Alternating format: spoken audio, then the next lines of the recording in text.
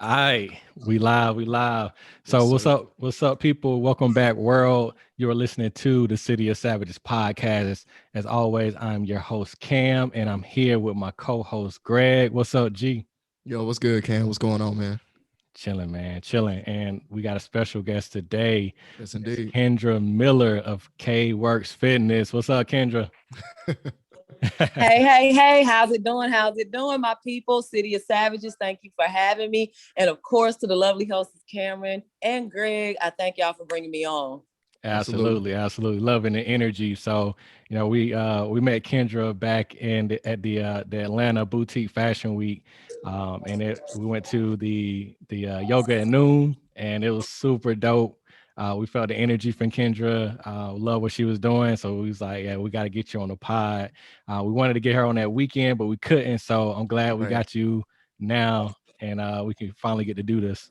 Big Okay, facts. y'all promise y'all not mad at me because I had y'all working. Nah, Hey, not at all. Hey, we loved it. We loved it. It was hey, Okay, good. man. good, It good, good. was an amazing class. I know we're gonna get into it, but yeah, it was like both challenging and is at the same time like the energy was crazy. You know what I mean? Yeah, yeah. Um, so much so that I actually took both of them.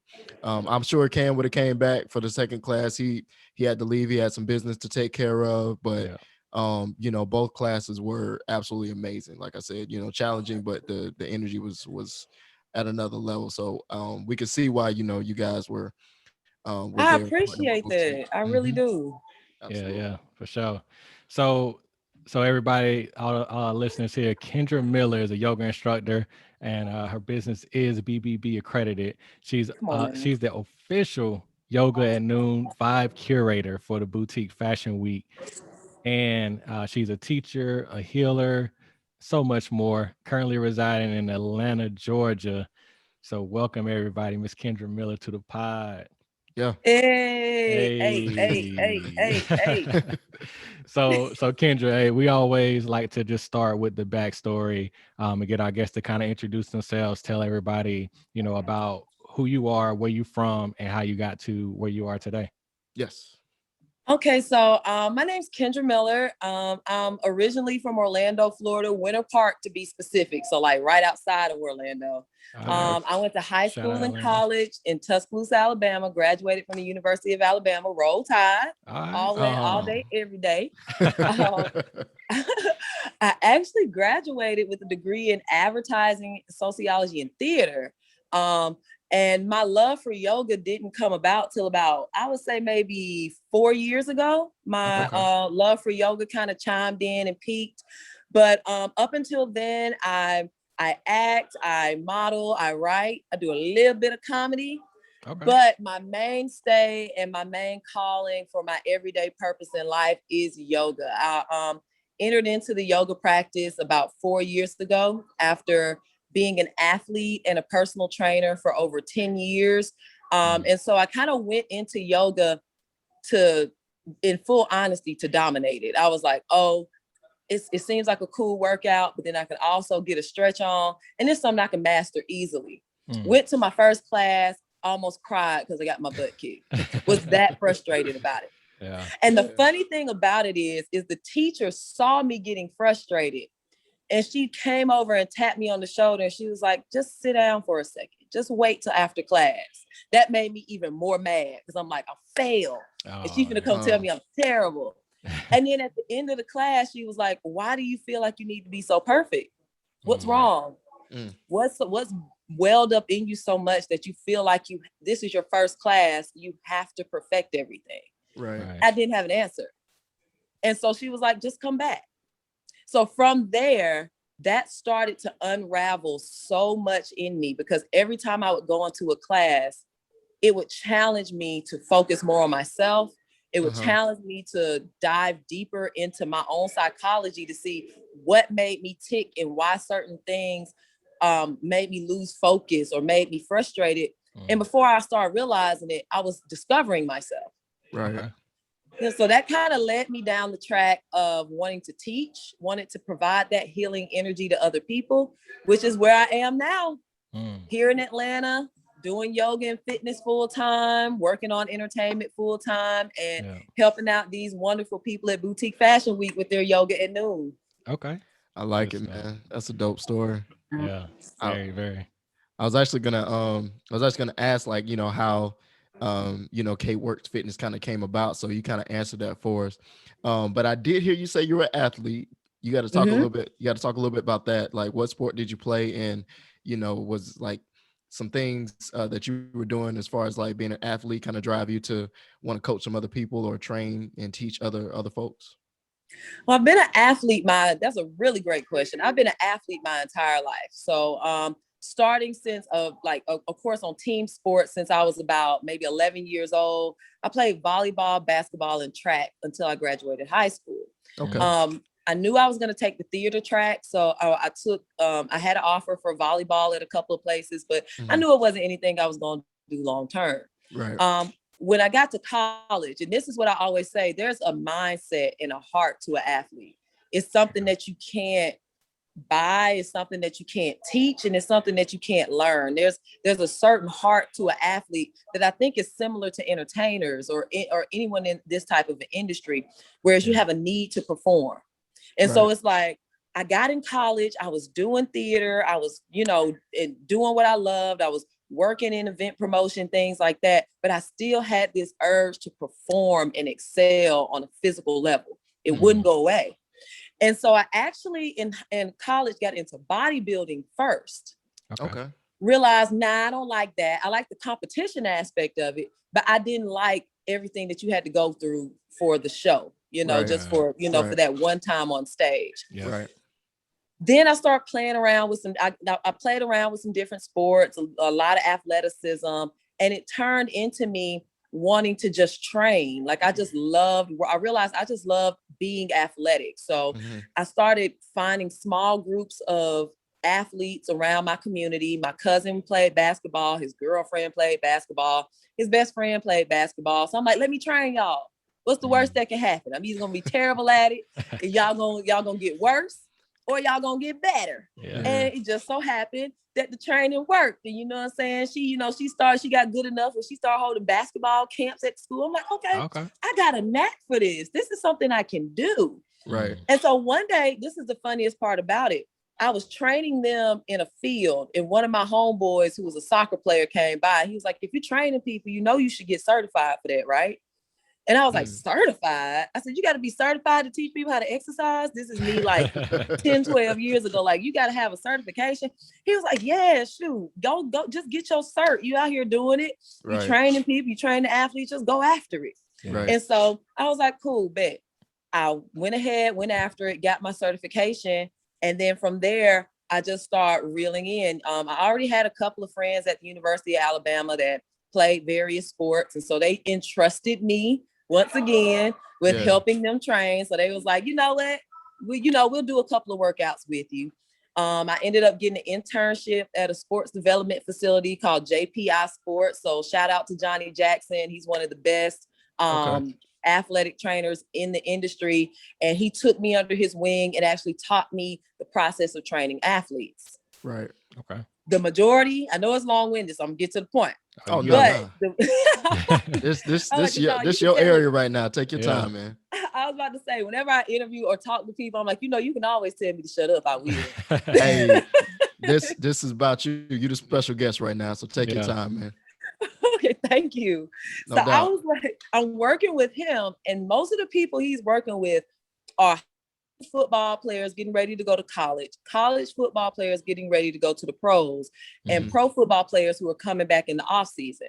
Okay. I'm training with them. I'm working out with them. And as a sidebar, when I was younger, I wanted to play football. My mom said, no, you'll be the only girl on the team. They're going to beat you up. It ain't going to be fun. You're not going to like it. I don't think it's safe.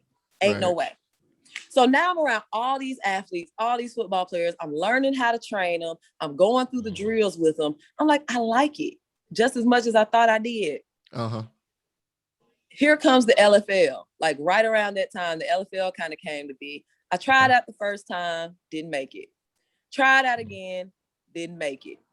There was, this is right before I moved to Atlanta. There's a huge flag football following. Had no clue about it. Yeah.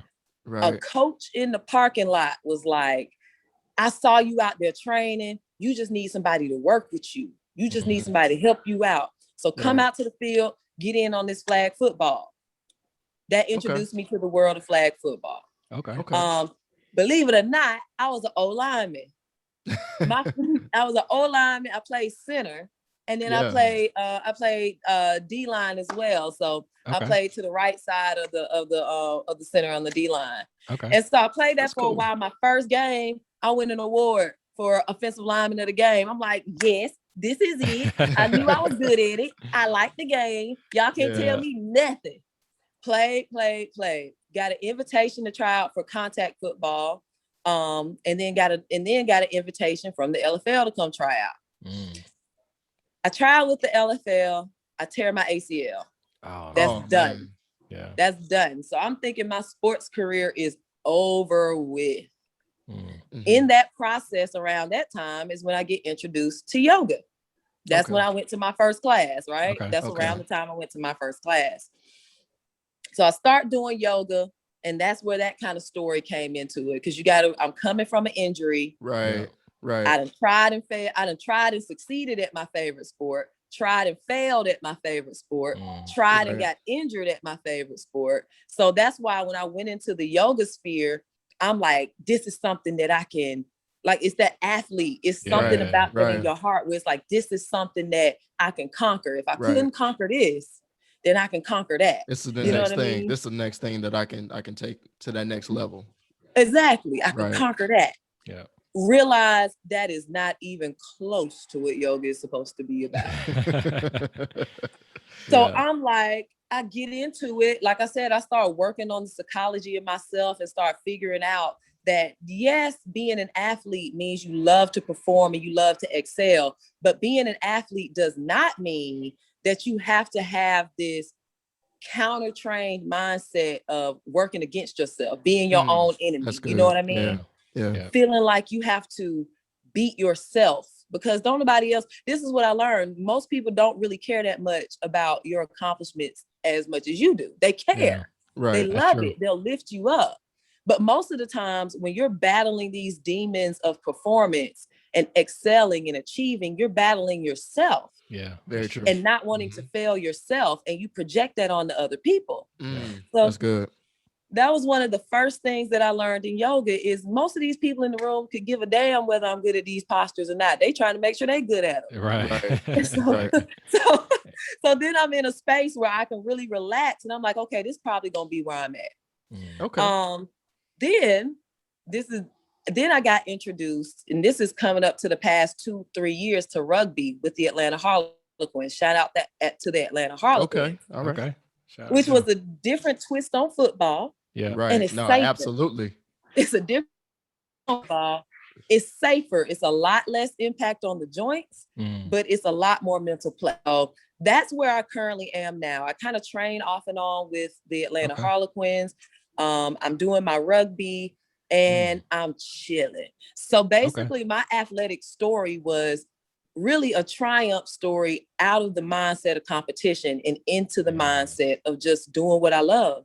Okay. That's good. And that's what I love the most about it. Yeah. Okay. Yeah. Man, that's a hell of a story. So you playing rugby now? I do play rugby. I train and play for rugby. And for me, it's a lot easier. It's a bit of a learning curve because the gameplay is completely different. Instead of throwing the ball forward, you throw the ball backward. Yeah. Instead of everybody on the team splitting up and going separate ways, they all stay on the same line and work together. Right. You know what I mean? It's not about stopping the game like with football. It's about stopping the player, stopping the ball. With rugby, it's about continuing the game forward. So you're not ever trying to stop the motion of the play. Right. And so I had to change mindsets a little bit, but I do love it a little bit more. Okay. Yeah. Yeah. That's good too. That is good. But I like that you talked about, changing your mindset, and you talked about that in two instances, right? So when it came to yoga, you had to change your mindset, and then playing rugby now, you have to change your mindset. So do you feel like since you've been introduced to that mindset shift, has that kind of propelled you in like your career and where you going right now? Do you think that's been like a game changer for you in your success and what you're doing? 100%. Okay. It is how I train athletes now. Okay.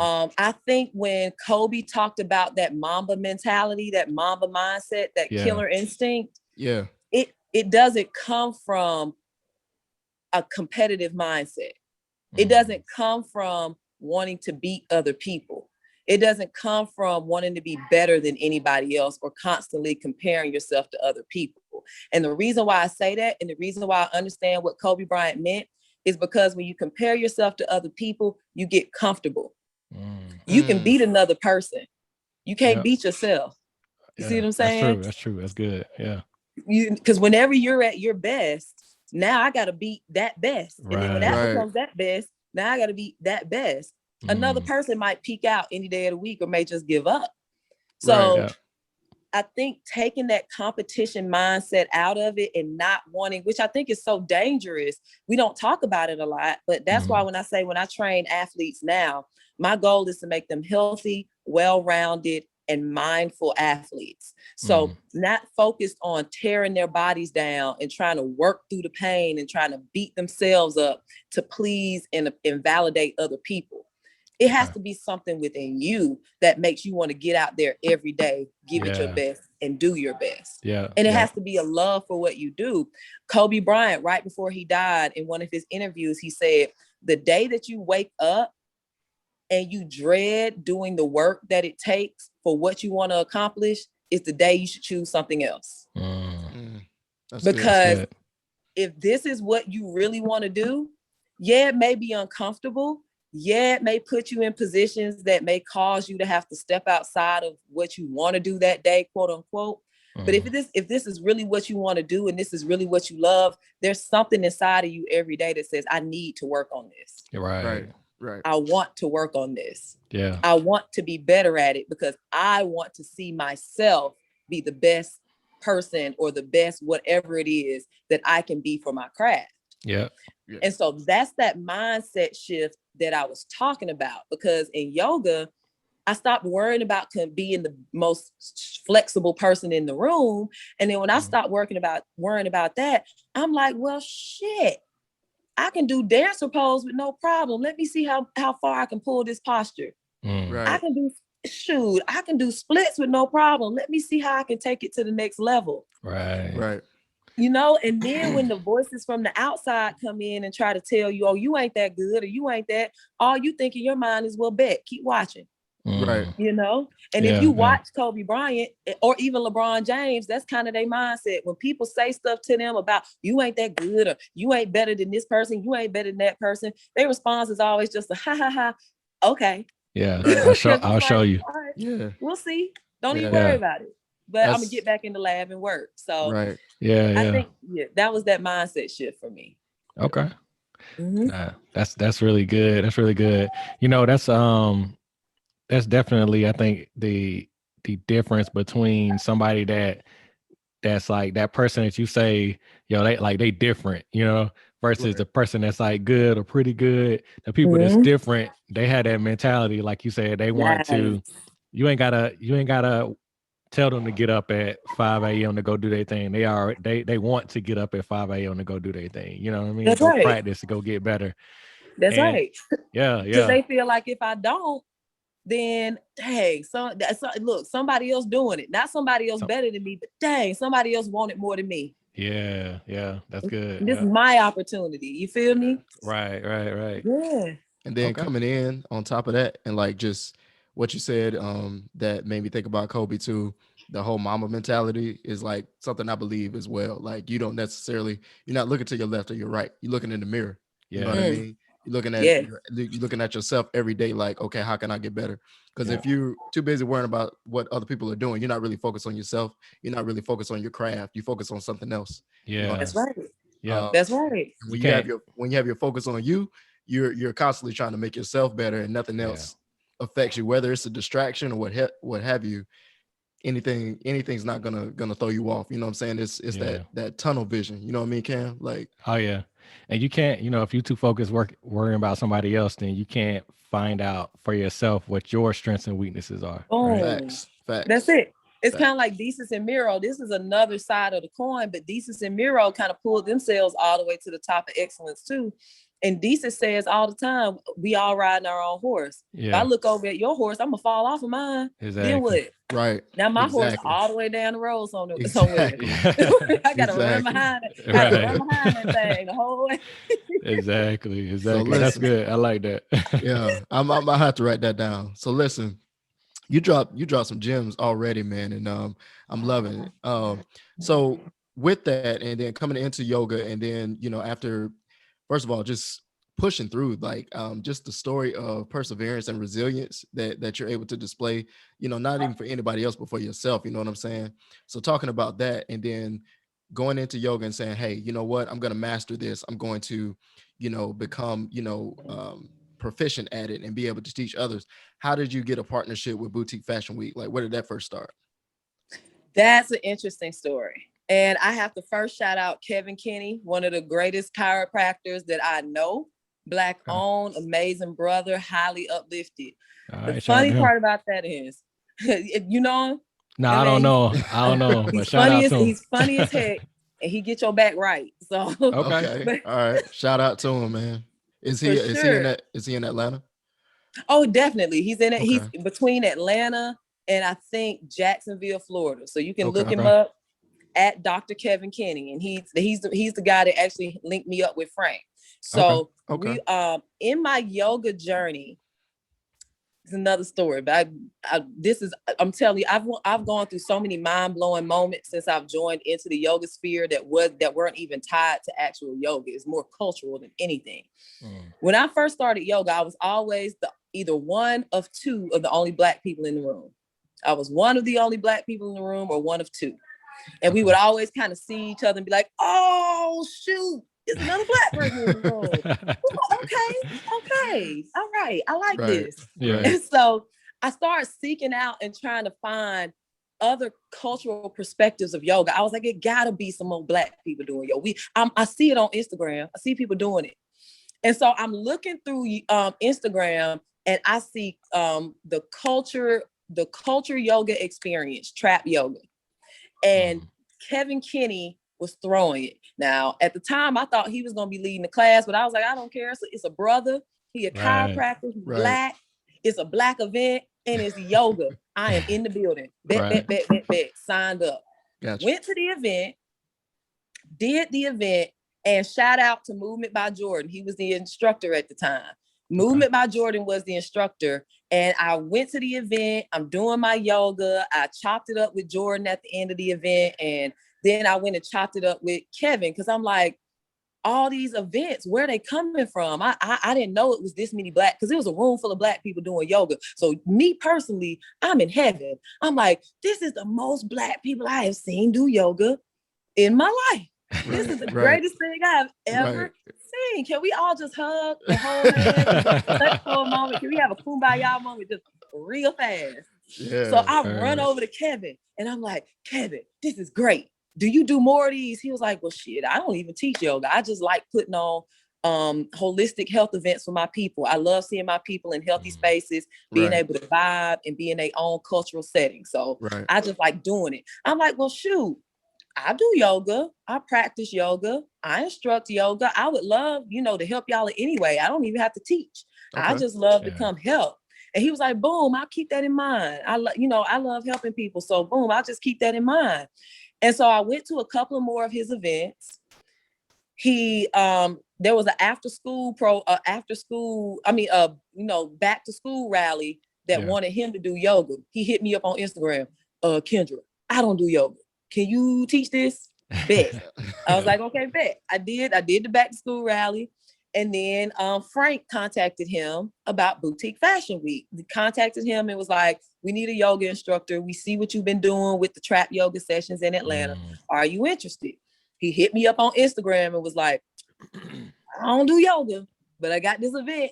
Do you want to do it? Because I know you do. I know you do it. I was like, I was like, let me in that thing. Any opportunity that I have to, get out and spread my wings and teach people. Right. And then I saw this was a Black-owned event too. So I'm like, let's do it. Yeah. Right. I did the first yoga at noon. It went really well. And kind of like the one you guys were at, it went really well. The room received it really nicely. I saw the Boutique Fashion Week event, and I was like, yes, I love everything going on. Funny story about that. Y'all know they do the thing at Studio Space Atlanta. They do the car show at Studio Space Atlanta. Yeah. Right. So I'm new to Atlanta. I'm pretty new to Atlanta at the time. I'm new to these people. I don't know nobody, and I'm by myself.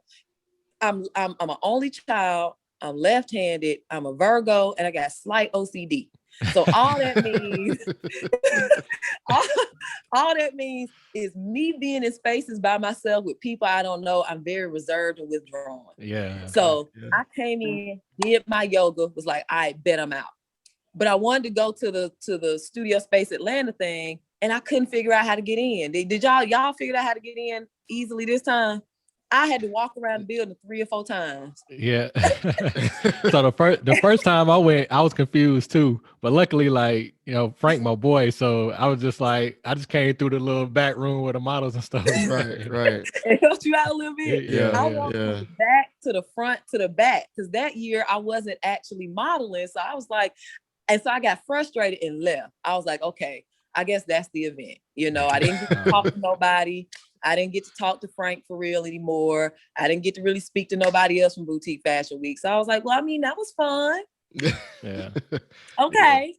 And so then when it came around this year, he hit my, Frank actually contacted me this time. Okay. It was like, hey, you did Boutique Fashion Week last year. It was a success. Do you think you would be interested this year? I was in my head. I'm like, oh yeah. Because I'm like, I missed out on everything last year. Yeah. I get another opportunity up in that thing. So in my head, I'm doing cartwheels and backflips. But I played it cool. I was like, yeah, that's cool. I'm straight. Yeah, I'll be there. It's no problem. It's gonna be the same setup as last year. All right, bet. And so that's how it came to fruition. It's Dr. Kevin Kenny. He hooked me up, threw me an alley-oop, and then it just processed from there. Word. That's dope. Shout out to Dr. Kenny. Yeah, Kevin man. Kenny. Listeners, go hit him up. Yeah. You got to introduce us to him. We have to get him on the pod too. And he another Florida boy, so he's standing up for the Florida people. Okay. That's what's up. Okay, good stuff, man. So basically, just networking got you there.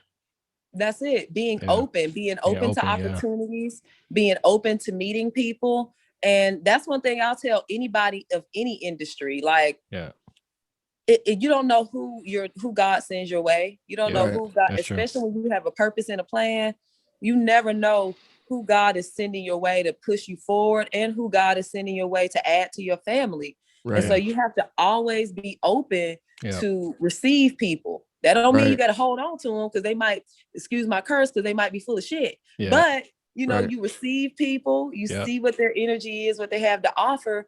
And then that's one of the lessons we teach in yoga. Don't be connected to the fruits of your labor. So you pull people in, you receive them, and then if they don't serve you, you be okay with letting it go. That's good. Yeah, that's good. That keeps you lighthearted. That keeps you from being jaded. That keeps you from getting cold towards people. Yeah. So I would tell anybody in any aspect of industry, receive everybody with open arms, but just know how, just like in football, receive everybody with open arms, but be quick to be like, hold on, I'll block you back. Hold on. Wait. If it does not serve you any longer. So that's a word. Yeah, that's a bar right there. I like that. And I can relate to that, because I'm pretty reserved too, Kendra. So like, when I'm in rooms, a lot of times I'm kind of like to myself. But I do like to talk with people. Like you'll see me talking, gathering people around and like giving speeches and whatnot. But I do like to talk to people kind of one-on-one. That's kind of my thing. So like, what I found just going to events, sometimes like since I'm reserved, I don't always want to go. But going to events, you never know who's in the room, and you never know who you're going to connect with. So it's always good to go. And like you said, just receive people, because you might meet that person that's going to be like family to you. You know what I'm saying? It's going to be like that person that's going to help you propel yourself and somebody that can, that y'all can connect and help each other along the way. That's right. And that's the Mhm. blessed part about it is you go into the, I mean, it's just like with relationships. Yeah. Like my dad told me when he told me this a long time ago when I was younger. He said, when we talk about romantic relationships, every person you meet, you either gonna break up or get married. There really is no in between. Yeah. Right. And so if you carry that over into every relationship, it's either gonna work out or it's not. So that kind of got me, like you said, over my fear of going into public spaces and meeting people. Cause I'm like, if I just met you, I ain't gotta talk to you no more. Yeah, that's true. Yeah. True. Yeah. I mean, not saying I don't want to, but it's just, that's always an option. No, it is what it Yeah. is, right? Yeah, Right. it is what it Yeah. is. Yeah. But Yeah. that's a very good perspective. I like that. And I've never heard anybody say that, but it makes a lot of sense. It's true. Like when those romantic relationships, you either gonna break up or you're gonna get married, one of the two, right?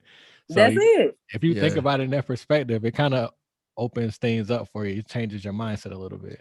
That's And good. also I think it makes you think about, from a certain perspective, as far as like just, not getting, I think a lot of times, we don't want to put our emotions into anything too much, you know what I mean? Yeah. And especially like, going back to probably some books that we've read, but just not taking things personally, you know what I mean? Yeah. So Yes. if you don't allow yourself, like, have open arms, to your point, and be open to everyone, but just allow yourself not to take things personally, that won't allow you to get too attached to some people that are meant to jump in your life for 2 seconds and then leave again. You know what I mean? You feel me? Everybody's not meant to be here for, some people are here for just certain seasons. You know Yep. what I mean? Or to Cam's point, to help prepare you to the next level, or you don't know who's there to help to open the door for something else. Somebody could literally just be there to help open the door for you to meet someone else for another opportunity, and then that other person that helped open that door leaves, though. You know what I mean? So And it uh, keeps Gotcha. going. But if you chasing exactly. people if you chasing people who are running, you're gonna always burn yourself out. Right. That's just That's the good. principle of life. If Yeah. you chasing people who are running from you, you're gonna always burn yourself out. So if they ain't willing to sit still and let you catch them, then hey, that's like you said, maybe they were just supposed to pass you the baton. Yeah. That's it. Man, that's a bar right there. Yeah. I tell you. That's good Wait till stuff. this mixtape come out. Word. I like it. Yeah. So speaking about partnerships and relationships, we do see that you have a partnership with a nonprofit organization. Can you talk about that a little bit? Of course. So I do partner with No Nickname Projects, and actually No Nickname Projects is a nonprofit that I started. I started it in order to kind of facilitate merging the arts with service. You have a lot of community service organizations that are doing amazing work in the community who get out and help. You have a lot of community service organizations that center around the arts and making sure they stay fostered in our communities and they don't lose their place. My goal is to intermix the two, because I kind of feel like most of us in the entertainment industry are the people that most community service organizations are trying to help. We are those impoverished populations. We are those undersourced children.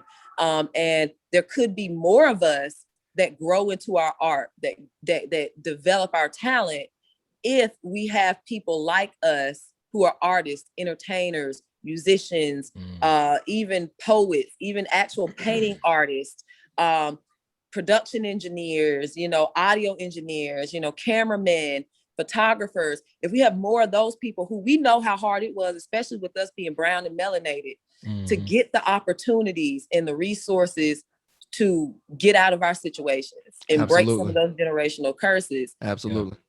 It will help develop a new cycle for us as a people where we don't have to be, nothing wrong with being a rapper. I love rappers. I think they serve a place. They're the poets of our time. Right. I think people sleep on them, but they're the poets of our time. They speak to what's going on in culture and they advance it. But as a means to get out of the hood, that shouldn't be the only option. Yeah. Right. Basketball, football should not, or track should not be the only option. Right.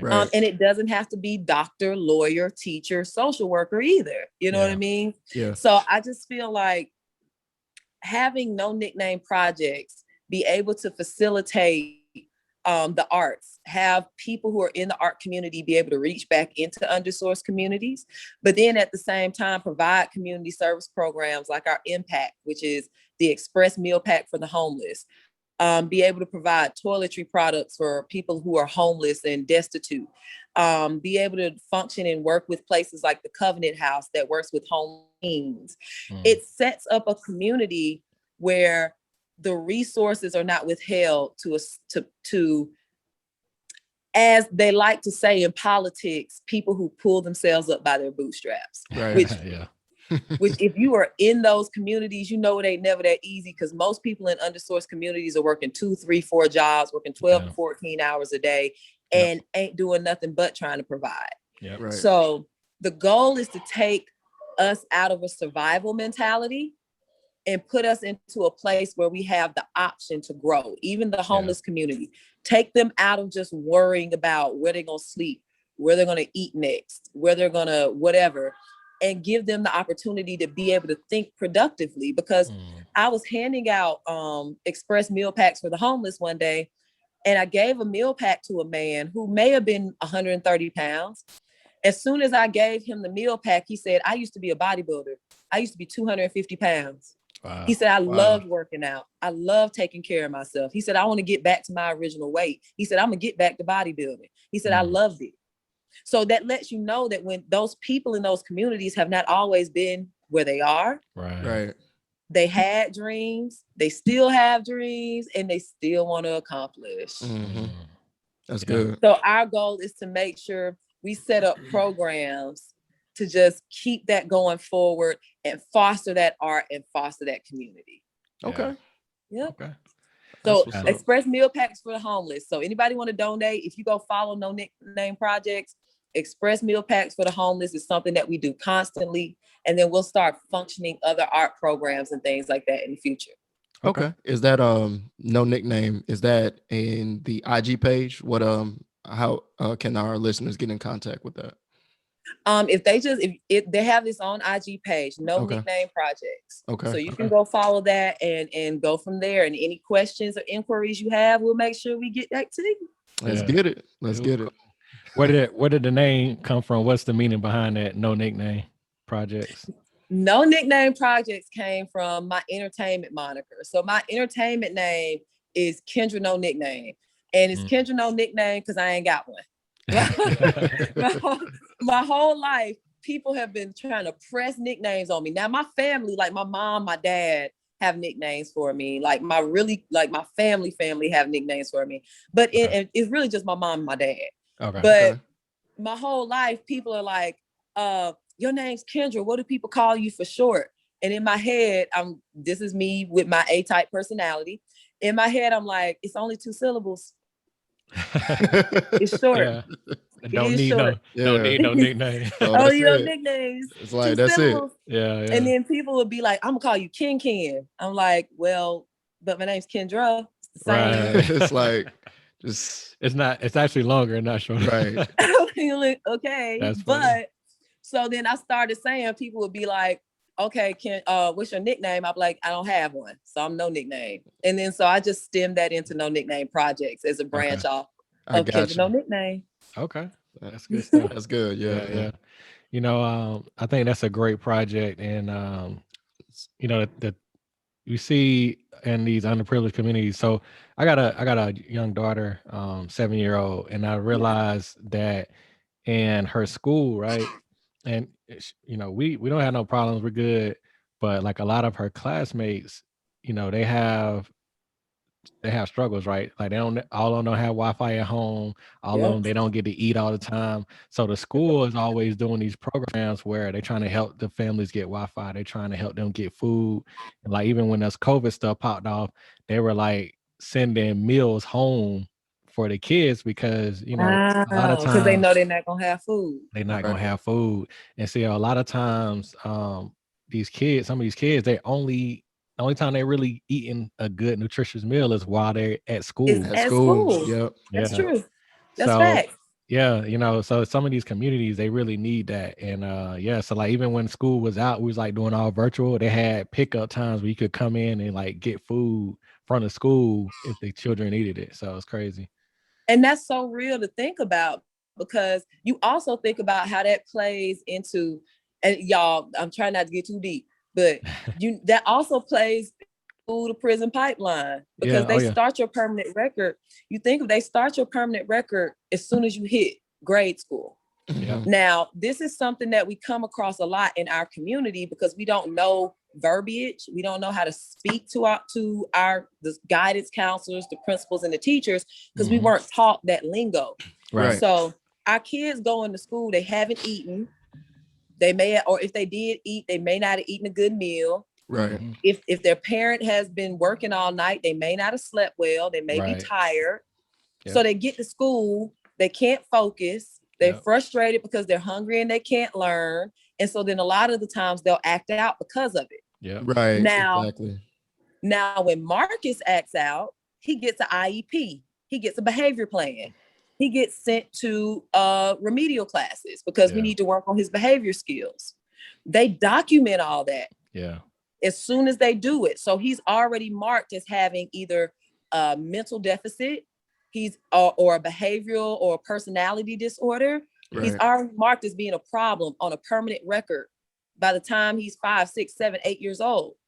Whereas you have Xander, who isn't focusing in class and is running around the room throwing things and is frustrated. And granted, he might be going through the same situations, but maybe his parents may know to say, oh, well, we're getting him therapy. We're taking him to counseling. Right. He's going through some things at home. So it's not that he can't focus. It's just he's going through some things at home. So we're taking him through some counseling sessions, and we're going to do some things to work that energy out. But here are some things and some things that you can work with him on in the classroom and help him.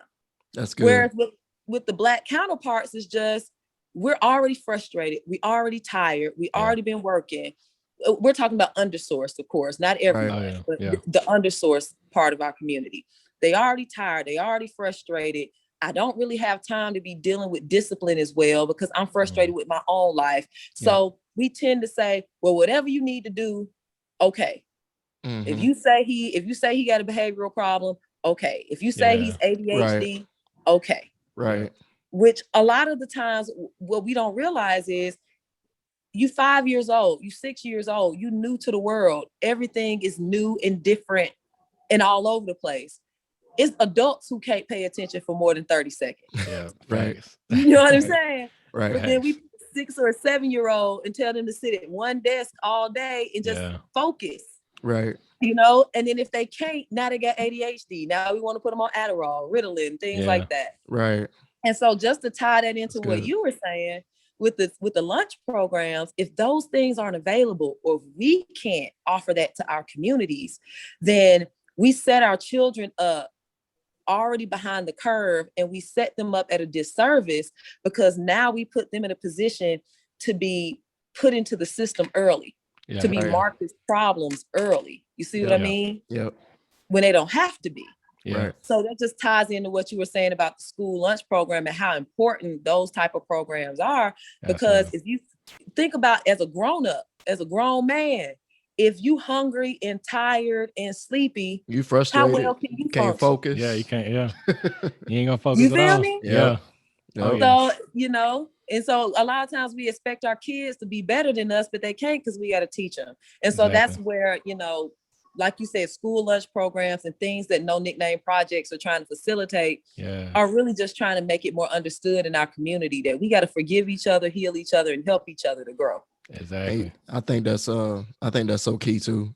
Specifically, when you talked about us just not being able to like communicate, verbalize, when we have, concerns, you know what I mean? And I'm not saying like concerns with our kids or anything like that, but we have a lot of stuff going on when we're talking about our community. And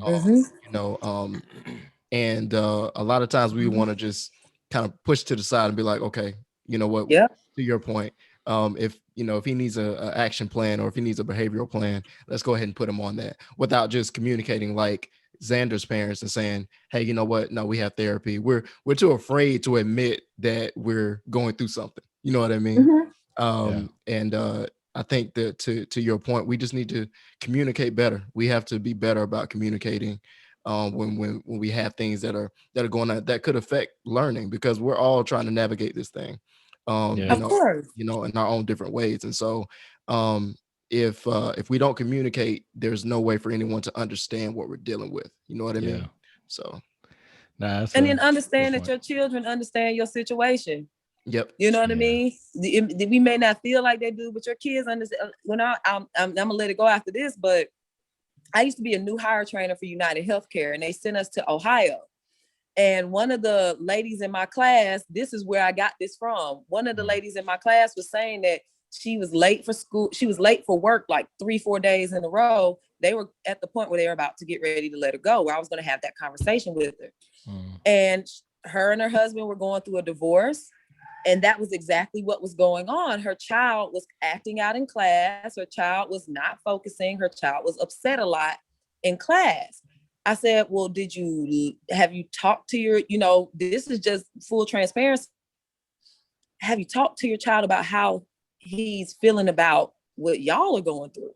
right, Mm. You know what I Yeah. mean? She was like, right, no, no, because he's too young. We just kind of try to, let him be a kid and let him. I said, yeah, but he's a kid going through the same situation you're going through. right, Yeah. And right, he don't understand. You right. understand what's going on in your situation. He Yeah. don't. He So don't. this is completely blindsiding him.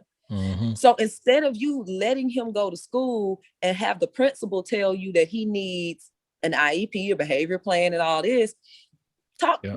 try talking to the principal and just saying to him, this is what I got going on at home. And you know what? And I'm saying, this is what I got going on at home. Give Yeah. me an opportunity to deal with my child. Yeah. And that's what kind of drew that to me, is Yeah. that our kids, they understand. They understand Right. what's going on in the household, and it affects them, just like you were saying, as much as it affects us. But Yeah. we all want to have that strong front, like Right. everything's Right. okay all the time. Yeah. Exactly. Exactly. Yeah. Yeah. Just That's I a was just gonna say that. So that's a you good point. hit the nail on the head with that one for sure. Yeah. Yeah. I think that goes into money too. Like we need to tell our kids what's going on with our money situation too, because they need to understand, because they don't if we don't tell them, and then that's only going to help them out, along the way, because a lot of us, we don't know about money growing up because we never talked about it in the home. We Exactly. never talk about it. And then we'll break our backs trying to give our kids everything. And so they don't understand that, they don't understand. I know even for myself, until my parents broke it down to me, this is our budget. Yeah. This is how much money I got, Yeah.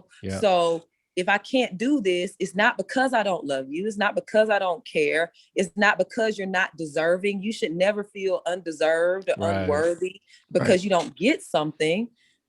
I can't give it to you right now. If I could, I would, Right. and so that kind of chips away at that ego or that set of materialism that a lot of kids find themselves in, because they Yeah. feel like, well, if I don't get something, then there's something wrong with me.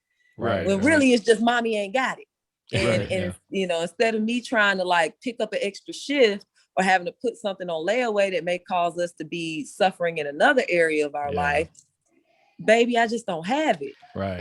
And I know we got to move on, but I just something that's very important that you said was our projecting as parents. And I can speak because I have, 2 kids, and I'm not perfect, and I'm pretty sure I've done this before. I might do it again, but I'm constantly working. But what we have to do is not try to put our understanding on our kids, because they understand way more than what we think they do.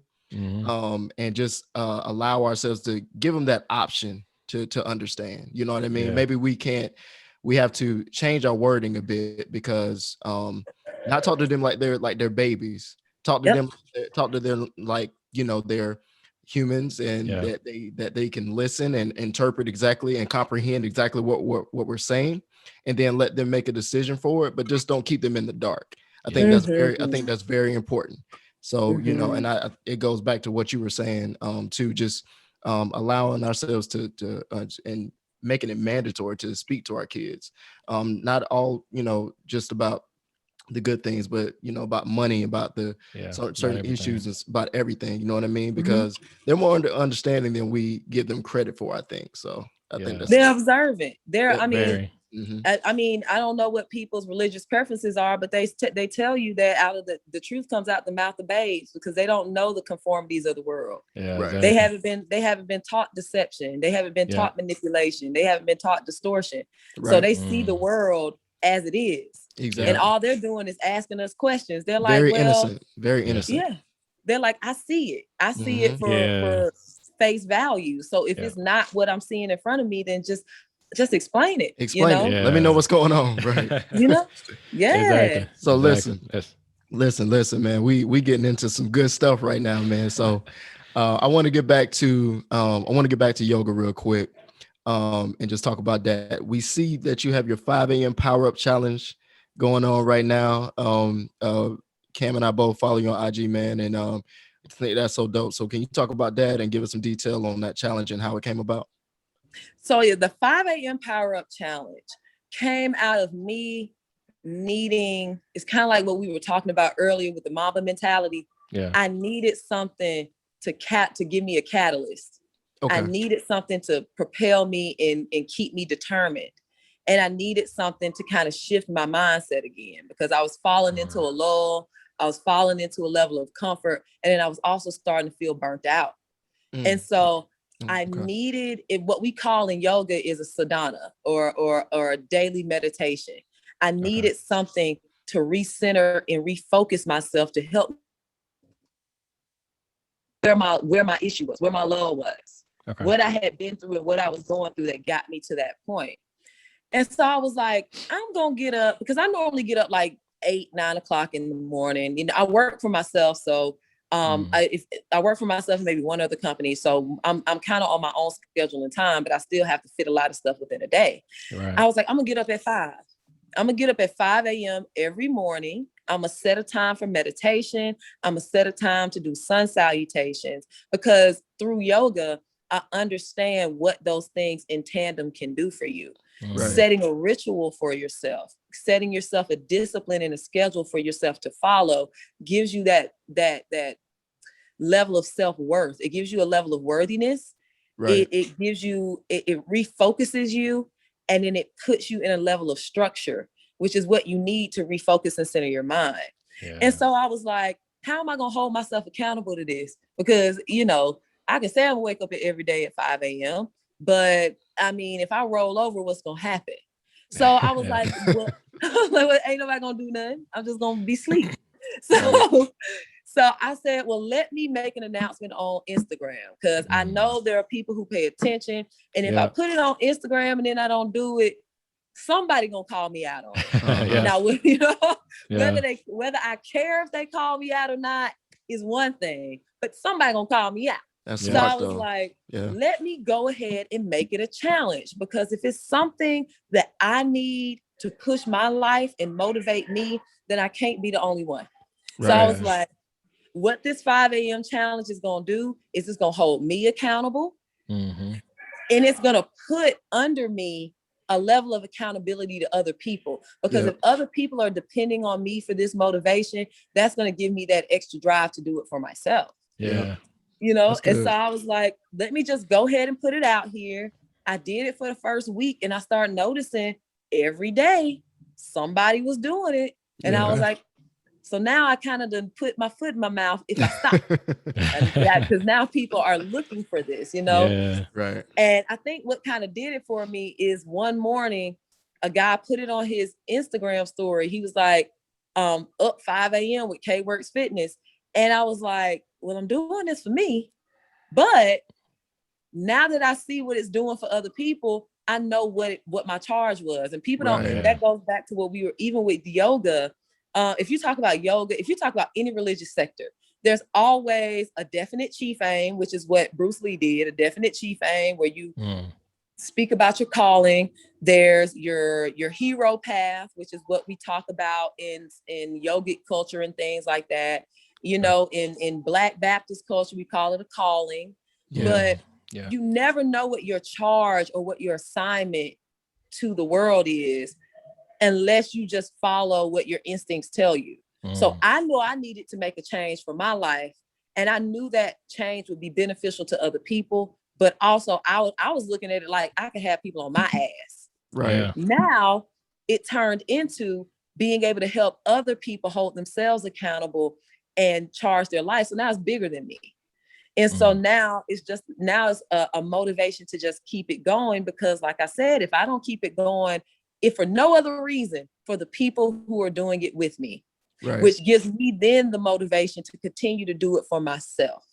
Okay. And so that's good. where the 5 a.m. challenge came from. So it's the wake up call is at 5 a.m. That gives you 15 minutes to rub your eyes, brush your teeth, stretch real quick. At 5:15, we do a meditative sound bath where all you have to do is listen. Okay. And then at 5:30, you have the option to do sun salutations with me, or just use that 30 minutes to prepare your mind, your spirit, and your body for the day. We do a weekly mantra. This week's mantra was, I am intentional with my purpose, and I am purposeful with my intention. And so it just gives you something every day before the sun even wakes up. So you wake up before the sun to choose how you want to start your day. That's awesome.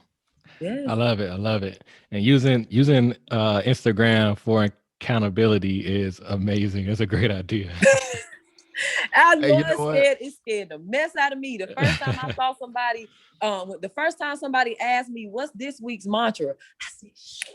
In my head, I said, that's my ego. I gotta step out of that. That's the little kid in me saying, damn, now I gotta get up at 5 a.m. I can't step back on it. Yeah. But then once I got past my ego, past my little child self, I said, okay, Kendra, we in it to win it now. So just keep pushing. Hey, I think that's so key though, because just like you said, I think it's the accountability portion.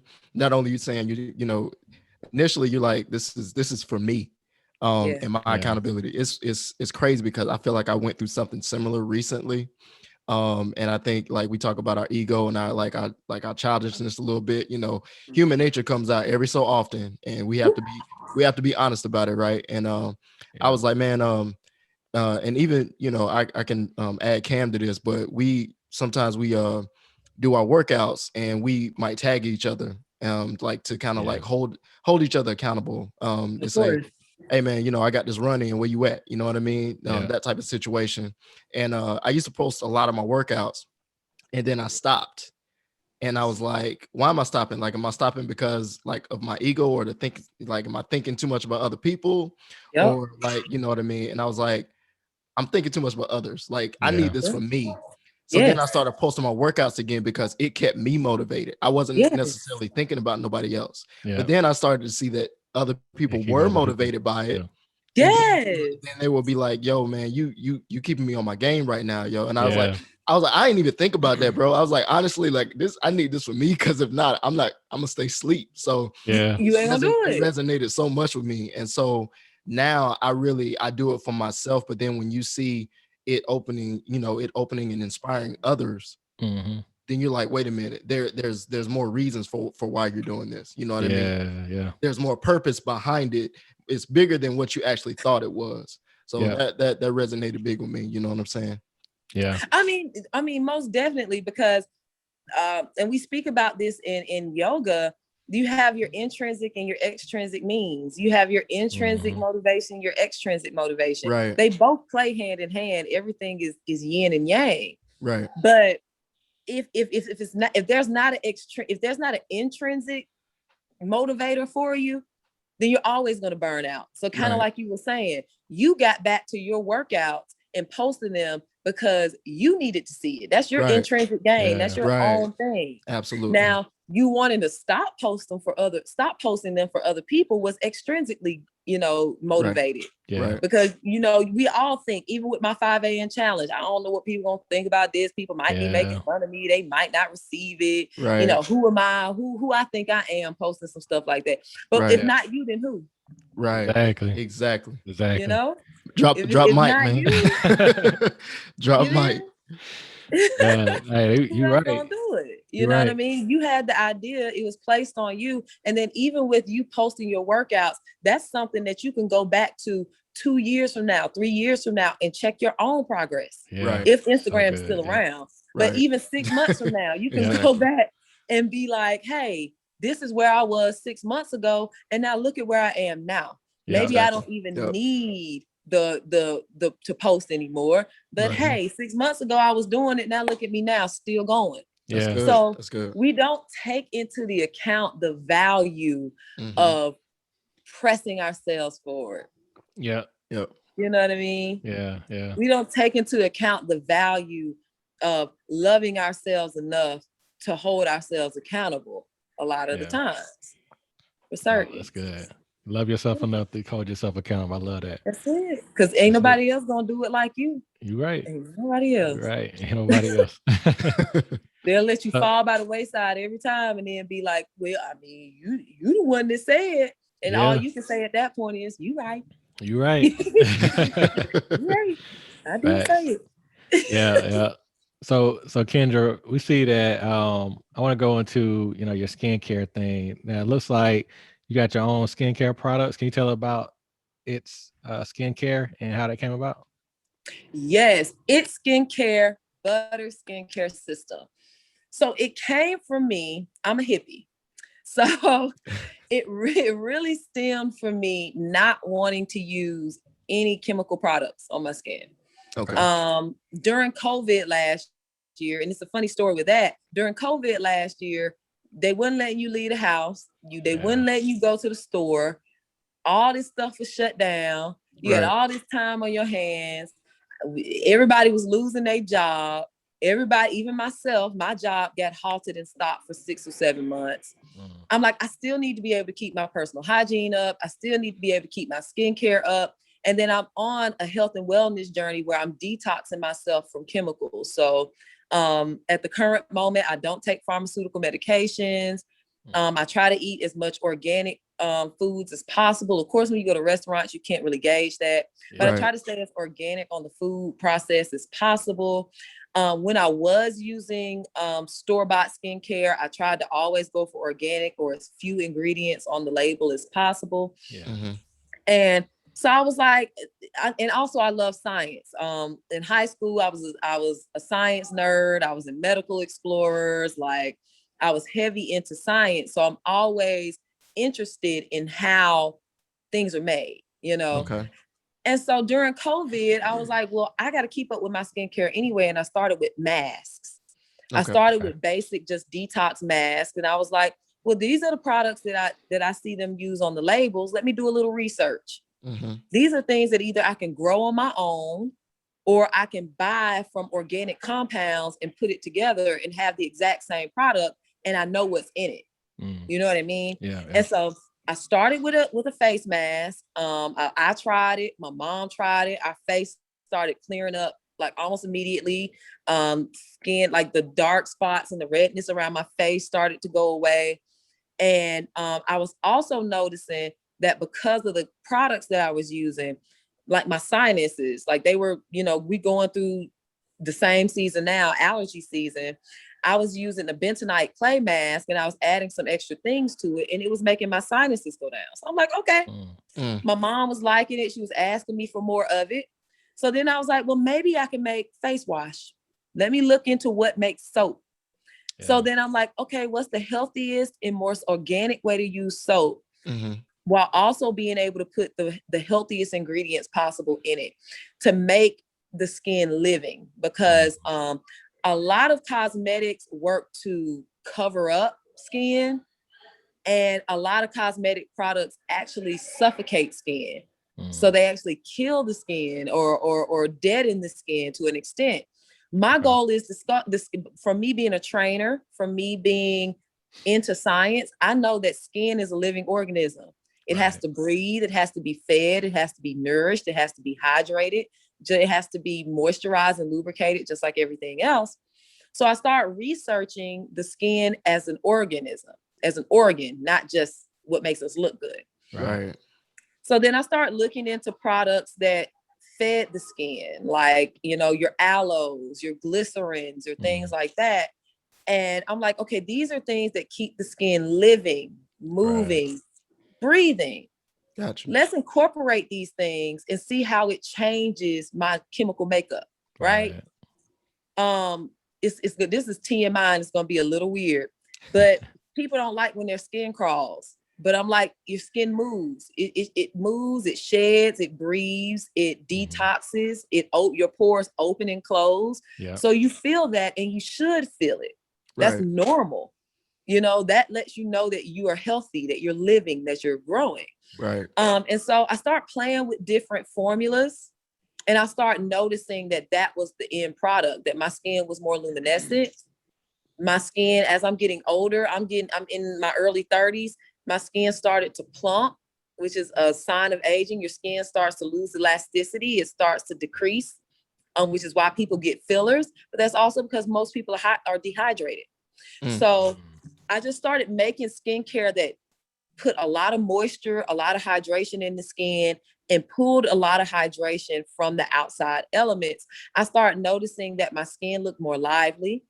It started to glow naturally. Yeah. My dark spots and all these things started to go away. My Yeah. skin felt healthier and better. And so then I just started letting other people try it, and they felt the same. Nice. Okay. And so I felt like, once again, it was one of my charges and my callings to at least put this out here for people. Of course, Right. there are other skincare products that are amazing, but if I know this helps people, if I know that I'm putting healing ingredients in them, and if I know for a fact that everything that I put in this skincare is natural, Right. is Mhm. holistic, and is healing, then I Right. at least want to offer that service to my people as an Yeah. option, Yep. whether they choose to use it or not. So it's Okay. been going pretty good. And like I said, everyone who I know who's using it so far is experiencing, like, even my mom is in her 60s, and she's like, I'm seeing my skin smooth out. There's been dark spots I've had on my skin for years, and it's starting to go away. Wow. And That's I just awesome. think that's a service that I can offer to people. Yeah. Absolutely. Yeah. That's good. Man, that's good. That's good. Good. So, Kendra, what's the next for you? Whew, my God. What is next for Kendra Miller?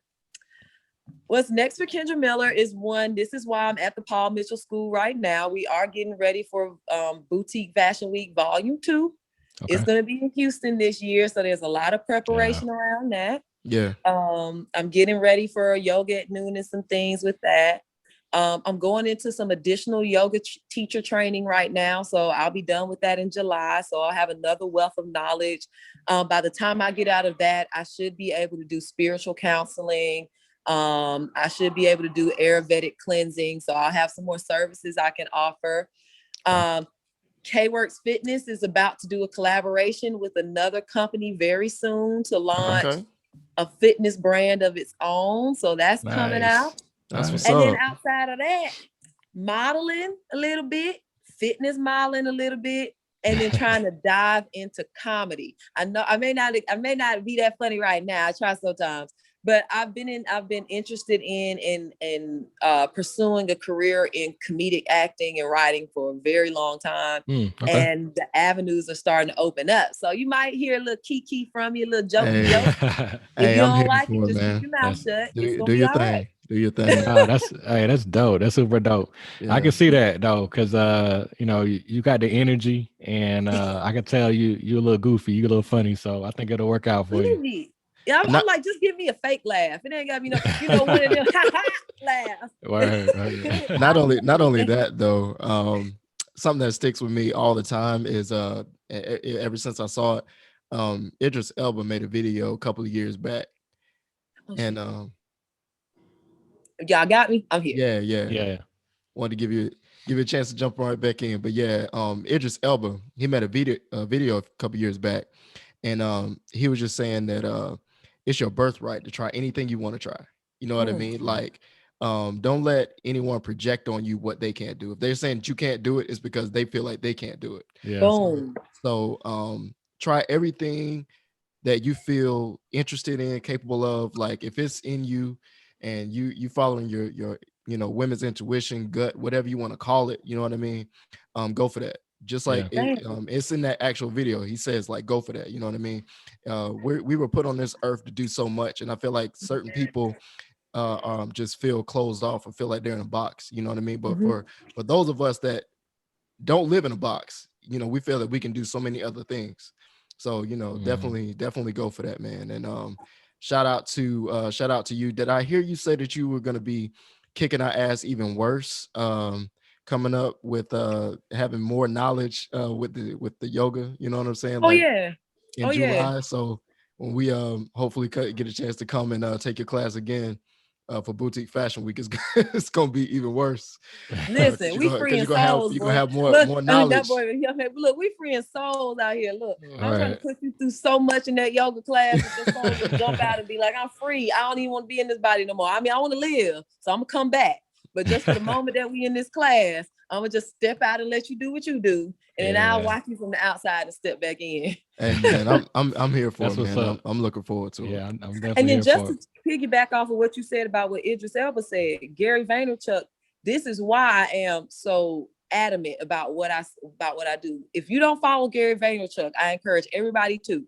Oh yeah. Gary Vaynerchuk said, you can fail. He said, two of the things he said was, people make the biggest decisions of their life in the earliest part of their life when they know the least about themselves. And then they force themselves to live with those decisions for the rest of their days. Mm. He Yeah. That's good. piggybacked that by saying, you could start and fail a new thing every 3 months. And if you did that for 4 years, that's 12 things.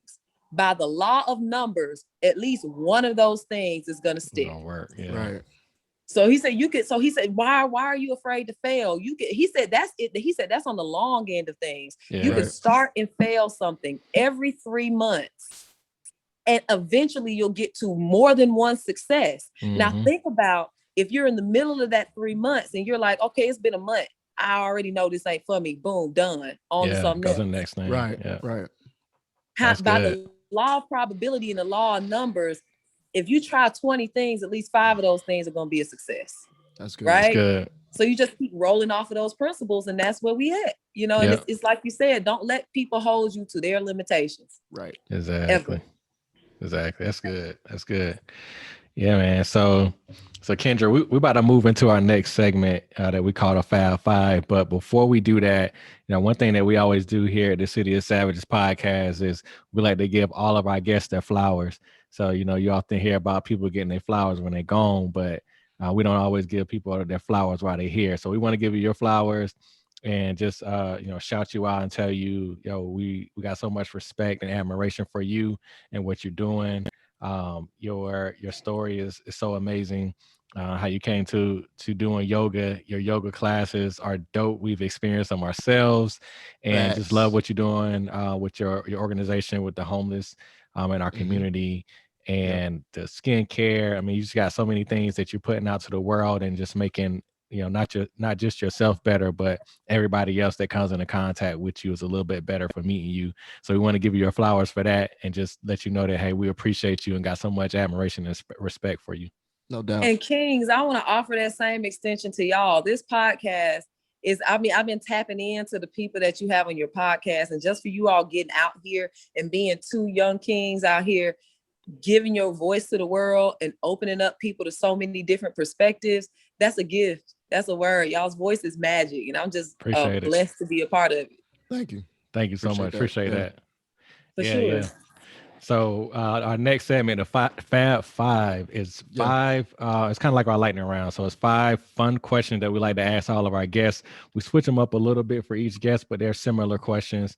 And it's just going to help us get to know you a little bit better, help the guests get to know you a little bit better, and for us to have a little bit of fun here. So I'm gonna let Greg pop it off with the first question. I'm ready. Let's do this. Let's do it. All right. So question 1: what's the very last song you listened to? The very last song I listened to was Sicko Mode, Travis Scott. Okay. That's a good one. Yeah. Classic. Yeah. Anything Travis Scott. Hopefully he gonna see this one day. We gonna put that into the universe. Hey, He gonna yeah. see it. And when you see it, Travis, you're my little brother. So come on, be my best Hey, listen. friend. Let's go do cool stuff. Hey, yeah, for sure. Hey, we gotta. He gonna see it, and he gonna be at Boutique Fashion Week one time, one year. That facts, all that. Yeah, oh yeah, with for a sure. roller coaster in the middle of the runway. Hey, that'd be super dope. That's facts. So question 2. I don't know if you're a reader or not, but if so, what book would you recommend? What's your favorite book? One that changed your life?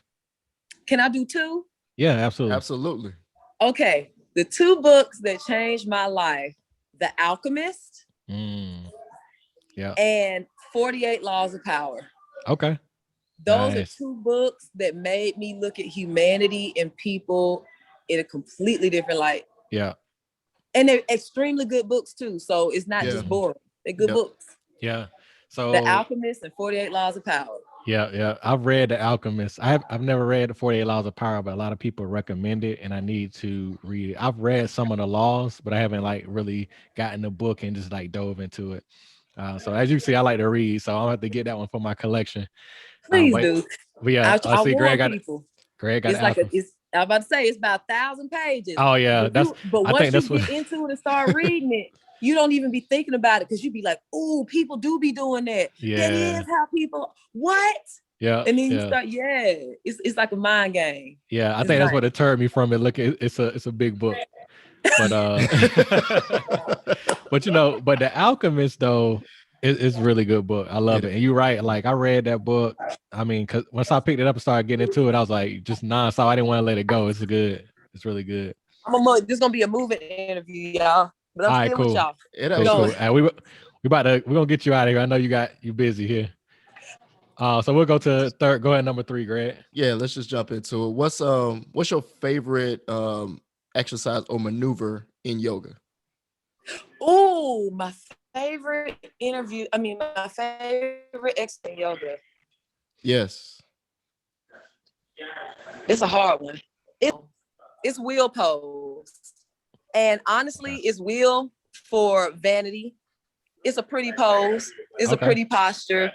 And it kicks my butt every time. So I love wheel because I always look cute doing it. I always look cute doing it. Oh, let me get my keys right there.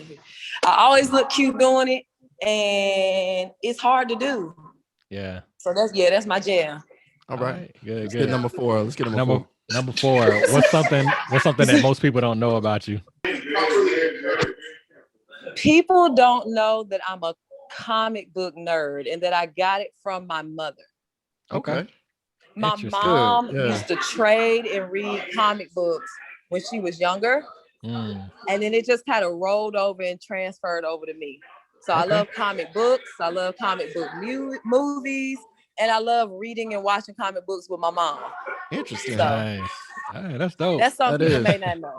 That's good. That's good, though. I like that. Good. All right, last question real quick. What's a goal on your bucket list that you want to try to accomplish before this year is over? Oh, this year. And I know we're probably maybe halfway through the year, so might want to put 2022 in this as well.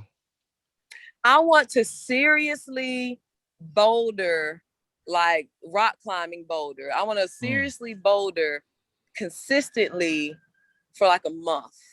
Okay. So I want to rock climb consistently for a month. And I mean like outside. And really, I've done it twice, but it wasn't consistent. And so my next goal is to make that consistent. Okay. That's cool, man. That's dope. That's dope. Do you have a place in mind where you want to do that at? Like I'm actually, so if anybody want to put recommendations in the podcast, they want to send them to you or send them to me. But anywhere in Georgia, I'm looking at. There's a couple of places around Lake Lanier that has some nice boulders and rocks that I've been looking at. But for the most part, I've only done it in Alabama. So I'm actually currently looking. So anybody on the podcast, if you know of rocks or boulders, just talk to me. I'm country and I'm a hippie, so I don't care about being outside. Just tell me. Word. All right. Wait, y'all hear that? Guys, drop some recommendations for us. All right, bet. Yeah. So, hey, Kendra, we definitely appreciate you. Thank you so much. Thank you for joining us on a podcast today. It's been such a pleasure. You dropped a lot of gems, and we love this conversation. So, before we get out of here, tell the people again where they can find you at on social, your website, all that stuff. All right. And I just want to again give y'all gratitude and much love for even thinking of me of being on the podcast. Of course. Y'all did not have to give y'all time to me today, and I appreciate it full-heartedly. But you can find me on most social media handles, Kendra No Nickname, at KWorks Fitness, KWorksFitness.com. You can catch me here at Boutique Fashion Week doing the yoga at noon. And just to run through it one more time, at Kendra No Nickname on IG, at Kworks Fitness on IG, kworksfitness.com. You can also see me at Studio Bungee in Dallas, Georgia, and in Marietta, Georgia. Okay. And you never know where I may pop up next. All right, man. We love it, Word. man. Hey, listen, thank you again for just blessing us today with not only your knowledge but your story. Continue pushing, continue doing what you're doing. We appreciate it. You know, we got to go back to work, but look, man, we appreciate you, Queen. Y'all already know it's been City of Savages podcast. Y'all been here with us. We got Kendra Miller on, and y'all make sure you please go and follow. Show this lady some love, man. Go follow all of her IGs and check out the website as well. Hit her up if you're in Houston. Hit her up for Boutique Fashion Week and yoga at noon. And you already know what it is, man. And we'll of course include you once we drop the episode. Yes, sir. Hey, big Hey, love, and, Kings. yeah, and tell Frank and Angelo we said what's up. Please. I got him. I'm going to go ahead and tell him right now. All right. Well, hey, y'all now listen to the City of Savages podcast. Appreciate it. We out. Peace.